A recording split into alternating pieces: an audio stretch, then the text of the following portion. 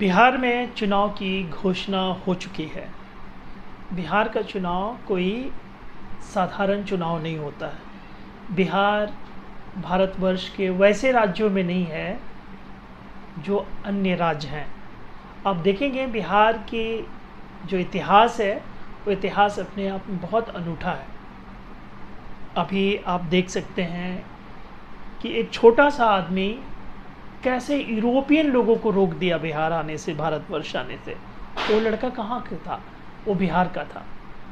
बिहार का चुनाव अभी से लेकर के 15 नवंबर तक आपके सामने चित्रहार के रूप में प्रस्तुत होगा। रोज़ नए नए प्रकार के फिल्म बनेंगे, रोज़ नए नए प्रकार के आपके सामने गाने आएंगे, अद्भुत कहानी लिखी जाएगी नेताओं द्वारा। पूरा देश का मीडिया बिहार में जा कर के स्थापित हो गया है। तो ये जो अभी से लेकर के 14 नवंबर तक का टाइम है, इस पूरे टाइम को अगर देखा जाए तकरीबन 1 महीने का पूरा जो समय है, इस समय में पूरी तरीके से लोग आपको तरह तरह से मनोरंजन करते दिखेंगे। 3-4 पार्टियां हैं जो लड़ रही है मुख्य रूप से, महागठबंधन और एनडीए। साथ में कुछ और लोग हैं, लोग जो अपना अपना साथ सामान लेकर के आपके सम्मुख उपस्थित होंगे। लेकिन इसमें से सबसे प्रमुख हैं प्रशांत किशोर जी।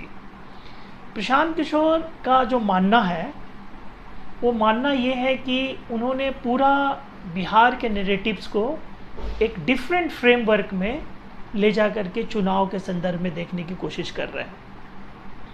बिहार इतना आसान स्टेट नहीं है। बिहार ना यूपी है, ना मध्य प्रदेश है, ना बंगाल है। बिहार बिहार है। बिहार कितने धर्मों की जननी है। आप देखें बुद्धिज़्म वहाँ से जन्म लेता है। आप देखें जैनिज़्म का जो पूरा फैलाव होता है वहाँ से होता है। आप देखें सिखिज़्म, उसका जो गुरु गोविंद सिंह का जन्म वहाँ होता है। इसके अलावा चंद्रगुप्त जैसा व्यक्ति जिसने पूरा यूरोपियन सत्ता को चुनौती दे करके उन्हें यहाँ से भगा देता है। तो यहाँ के जो लोग हैं, छोटे छोटे प्रांत, खास करके आपको ये जरूर देखना चाहिए कि बज्जी संघ किस प्रकार से अजातशत्रु के गुरूर को बार बार चुनौती दिया, और बार बार चुनौती देने के बाद फिर जाकर के अजातशत्रु को मानना पड़ा बहुत सारे शर्तों को। उसी तरीके से आज का जो दौर है, इस दौर में छोटे छोटे लोग बिहार में जो गांव में बसे हैं, जो गुरबे में बसे हैं, वो सारे लोग हमेशा ये चाहते हैं कि हमारा जो सत्तासीन दल है, हमारी जो जाति है, वो सर्वोच्चता में रहें। उनके लिए हो सकता है पढ़ाई पीछे की चीज़ है, उनके लिए कई बार रोड भी पीछे का चीज़ माना जाता था, उनके लिए पर कैपिटा इनकम क्या है उनके समझ में नहीं आता है। और इन्हीं सब चीज़ों को लेकर के प्रशांत किशोर जी चले हैं। प्रशांत किशोर जी का जो सोच है वो बहुत अच्छा है।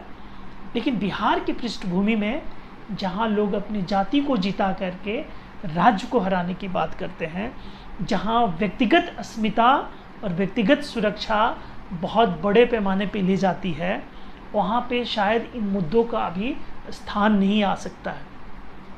अब देखेंगे बिहार में लालू और उनके शासन का जो प्रादुर्भाव हुआ वो किन किन मुद्दों पे हुआ?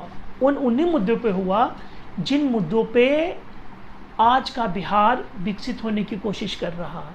वो उन मुद्दों पे हुआ जिसमें सोशल जस्टिस की बातें थी, जिसमें एक छोटे से व्यक्ति का भी अपना गुरूर, अपना स्वाभिमान, अपनी स्वतंत्रता सामने आने की बात थी, उसकी आवाज़ की बात थी। और यही कारण है कि 15 साल आज जाने के बाद भी, सत्ता गए हुए लालू जी की 15 साल हो गई है, इसके बावजूद भी जो लोग हैं वहाँ के आज भी लालू की उस विश्वास के साथ, अटूटता के साथ जुड़े हुए हैं। वही एक दूसरा पक्ष है जो ये चाहता है कि किसी भी प्रकार से लालू और उनके साथ के जो लोग हैं वो सत्ता में ना आए, इसलिए वो सत्ता विरोध के रूप में वहाँ जा कर के खड़े हैं। और दोनों के बीच ये प्रशांत किशोर जी कुछ अपने नवीनतम मुद्दों को लेकर के चल रहे हैं।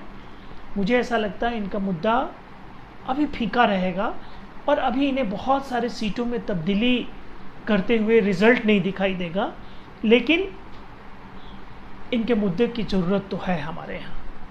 तो हम लोग इस पे चर्चा अपनी जारी रखेंगे। आज सिर्फ इस बात पे कि बिहार की जो अस्मिता और बिहार के जो विमर्श है वो अन्य राज्यों से बहुत अलग है, इसके ऊपर हम लोगों ने चर्चा किया।